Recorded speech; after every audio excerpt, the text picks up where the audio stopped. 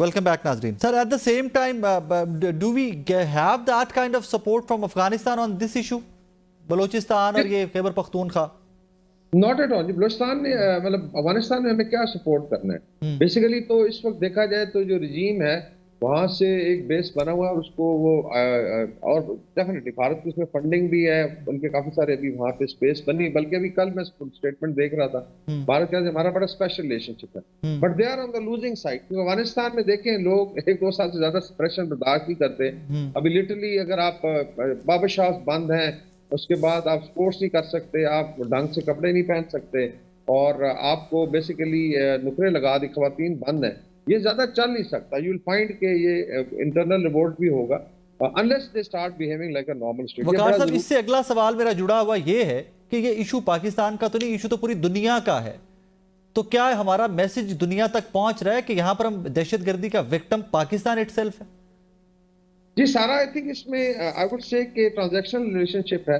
Respect हमने सबसे ज्यादा सफर किया, लेकिन एक स्टीरियोटाइपिंग की गई वेस्ट में भी, और लेकिन I think now there is a realization because Trump साहब भी फील करते हैं, बिकॉज़ आईसिस भी सर उठा रही है अभी central Asia, certain Russia America की कन्वर्जेंस काफी चीजों पे, यू विल फाइंड कि अफगानिस्तान पे भी कन्वर्जेंस होगी, उसमें पाकिस्तान का एक बहुत बड़ा रोल हो सकता है। दूसरा, कुछ बातचीत चल रही है कि जो कॉन्फ्लिक्ट वाले जोन में यूएन पीस कीपिंग के लिए पाकिस्तान की फोर्सेस की जरूरत है, ये भी एक बात चल रही है western capital like Ukraine Russia war में या वेस्ट एशिया में। पाकिस्तान का आई वुड से कि इंपॉर्टेंस भी बढ़ेगी।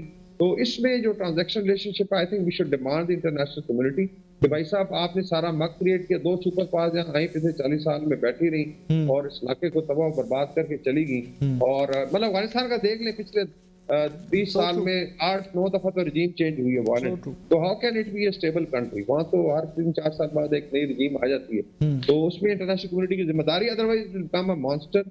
Moscow, Beijing, Tehran, Islamabad, Washington, everybody threatened अगर ऐसे रहने दिया गया। बड़े फारूक साहब, यही सवाल आपके सामने रखूंगा कि इंटरनेशनल कम्युनिटी एक्नॉलेज भी करती है कि पाकिस्तान किस कदर सफर कर चुका है और अभी भी कर रहा है?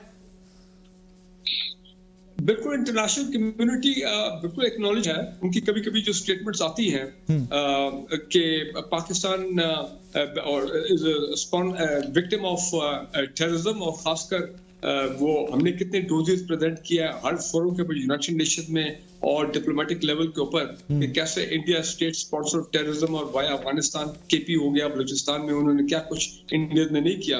लेकिन मैं एक वर्ड ऑफ कॉशन यहाँ कहना चाहता हूँ, पाकिस्तान ने बहुत सफर किया है एक अफगान जिहाद का फॉलोअर्स जो थे, और दूसरे ये जो वॉर ऑन टेरर था, जो अमेरिका की जंग थी, हमारी जंग नहीं थी, जनरल मुशर्रफ के दौर में हम पे मुसल्लत की गई। तो खुदारा इस किस्म का हमें कोई ऐसे दोबारा हालात में नहीं पड़ना चाहिए जिसमें नुकसान पाकिस्तान का हो, बाकी लोग तो मौज मिला करके निकल जाएंगे। अमरीकी 20 साल रहे, उन्होंने अपना अफगानिस्तान को उसी तरह छोड़ के डिस्टेबल करके चले गए।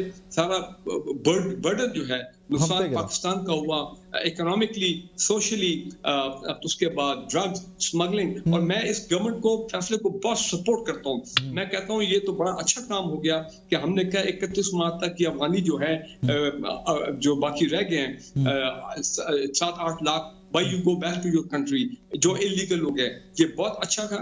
हमने पिछले 1.5 साल में 8.5 लाख इलीगल अफगानियों को वापस भेजा है। ईरान ने कुछ 10 लाख अफगानी जो है इलीगल उनको भेजा है, किसी ने चू तक नहीं की है। तो हम जब ये करते हैं तो फिर लोगों को तकलीफ क्यों होती है? मेरे ख्याल ये बहुत अच्छा फैसला है इंटरनेशनल लेवल, इसको पूरा इम्प्लीमेंट करना चाहिए, इज्जत के साथ, डिग्निटी के साथ, ऑनर के साथ, जिस तरह गवर्नमेंट बार बार कह रही है इनको वापस जाना चाहिए। अफगानिस्तान लैंडलॉक कंट्री है, वो पाकिस्तान की सपोर्ट के बगैर वो चल ही नहीं सकते। अफगान ट्रांजिट ट्रेड हमारे थ्रू होता है, अभी भी उनकी जितनी अजनास हैं, जितनी कमोडिटीज हैं, वो पाकिस्तान से जाती है, चाहे चावल हो, आटा हो, दाल हो, घी हो, चीनी हो।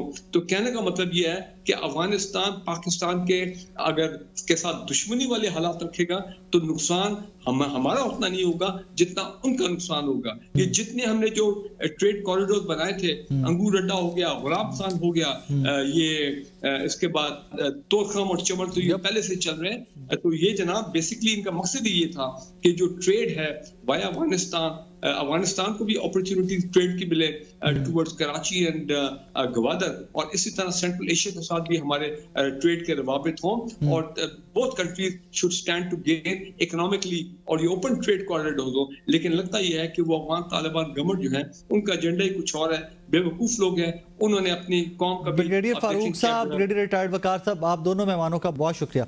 नाज़रीन, आप दोनों मेहमानों की हमारे गुफ्तगू सुनी। अबाउट टाइम के पाकिस्तान के अंदर किसी भी जगह के ऊपर जो दहशतगर्द मौजूद हैं एलिमिनेट किया जाए, और इसके ऊपर कंसेंसस बिल्ड करने का है कि पूरी कौम को फौज के पीछे खड़े होना। एक चीज़ के ऊपर मैं टोटली मुत्तफिक हूँ, ब्रिगेडियर फारूक साहब ने जो पॉइंट टेकअप किया कि यहाँ पर पॉलिटिकल इनिशिएटिव भी आना चाहिए, पॉलिटिकल लोगों को भी आगे आना चाहिए। कोई भी दहशतगर्दी की जंग फौज की जंग नहीं होती, कौम की जंग होती है। तो यहाँ पर भी अगर आज एक्सपेक्ट किया जा रहा है कि जी फौजी ही लड़ेंगे, तो भाई फौजी तो लड़ ही रहे हैं, लेकिन साथ पॉलिटिकल सोल्यूशन और पॉलिटिकल लोगों को भी फ्रंट फुट से आकर लीड करना चाहिए। आई होप एंड प्रे कि ये जो भी ट्रेन वाला हमारे हाईजैकिंग का जो सान्या है, जो इतनी बड़ी ट्रेजेडी है, ये तमाम लोग जो इस टाइम के ऊपर हिरासत में है, तमाम लोगों को महफूज तरीके से इंशाल्लाह हमारी फोर्सेज ऑपरेशन कर रही हैं। सून वो अपने अपने घरों में अपनी अपनी फैमिलीज के साथ होंगे। अपना बहुत सारा ख्याल रखिएगा, दुआ में याद रखिएगा। अल्लाह हाफ़िज़।